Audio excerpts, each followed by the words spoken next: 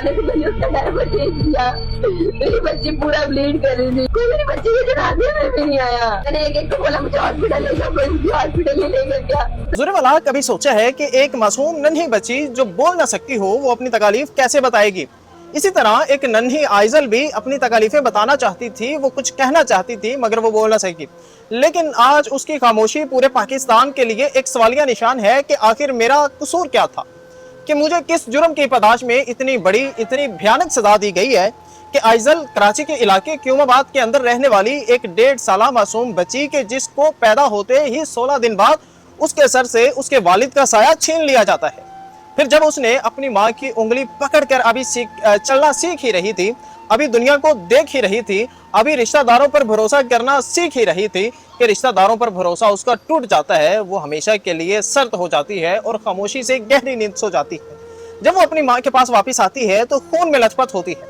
उसकी वालिदा उसको खून में लथपथ जब हॉस्पिटल में पहुंचाती है तो जैसे उसके कदमों तले से जमीन खिसक गई हो कि उसकी बच्ची के साथ 3 दरिंदों ने अपनी दरिंदगी का निशाना बनाया है, 3 बदबख्तों ने अपनी बदबख्ती का निशाना बनाया है। उनमें से एक बदबख्त वो था कि जो आइजल को अपनी छोटी बहन कहता था और छोटी बहन का बहाना बना करके, वो चीज दिलाने का बहाना बना करके आइजल को उसकी वालिदा से ले जाता है। आइजल भी इस भरोसे में चली जाती है कि ये बदबख्त मेरा रिश्तेदार है, इसके हाथों में मैं महफूज हूँ।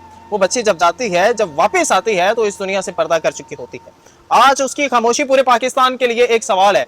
हुजूर वाला जरा उसकी माँ के बारे में सोचें कि जिसने उस बच्ची को जन्म दिया, जिसने उस बच्ची को सबसे पहले अपनी गोद में उठाया, अपनी उंगली पकड़ाकर उसको चलना सिखा रही थी, उसको टूटे फूटे मम्मा के अल्फाज याद दिला रही थी।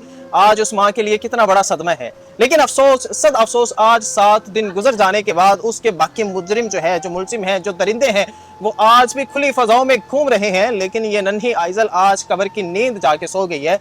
ये आज क्या पाकिस्तान की रियासत जो है, रियासत पाकिस्तान जो है, क्या इतनी बेबस हो चुकी है कि इन दरिंदों को लुगाम नहीं डाली जा सकती? कभी ज़ैनब तो कभी सहर तो कभी कुलसूम तो कभी मुंतहा, और आज ये नन्ही आइजल जो इन दरिंदों का शिकार होकर कब्र की मट्टी के मनोमन मट्टी के नीचे जा सोई हैं।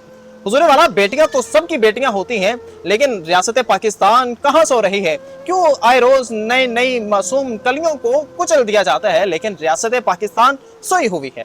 इनका इंसाफ किधर है? अगर मिलता है तो अधूरा इंसाफ मिलता है। रियासत पाकिस्तान क्यों सो रही है? आइए दोस्तों, आज हम अहद कहते हैं कि नन्ही आइजल तो हमसे चली गई है, कुलसूम, मुंतहा, सहर तो हमसे चली गई हैं, लेकिन ये हम पर एक जिम्मेदारी डाल के गई है कि जब तक हमारे खून का बदला नहीं लिया जाता, या जब तक हम पर इंसाफ नहीं दिया जाता, हमको इंसाफ नहीं दिया जाता, ये हमारी जिम्मेदारी है कि हुकूमत बाला को, हुकाम बाला को होश के नाखून दिलाते रहे कि इन नन्ही बच्चियों को इंसाफ दिया जाए, इन नन्ही बच्चियों के कातिलों को पकड़ा जाए, इन मासूम कलियों को कुचलने वालों को पकड़ा जाए और उनको सरेआम फांसी की सजा सुनाई जाए, उनको सरे चौक संसार कर दिया जाए, ताकि हमारी मजीद जो बच्चियां हैं, जो बेटियां हैं, जो हमारी नन्ही कलियां हैं, वो इस तरह के दरिंदों की सफाकियत से महफूज हो सके।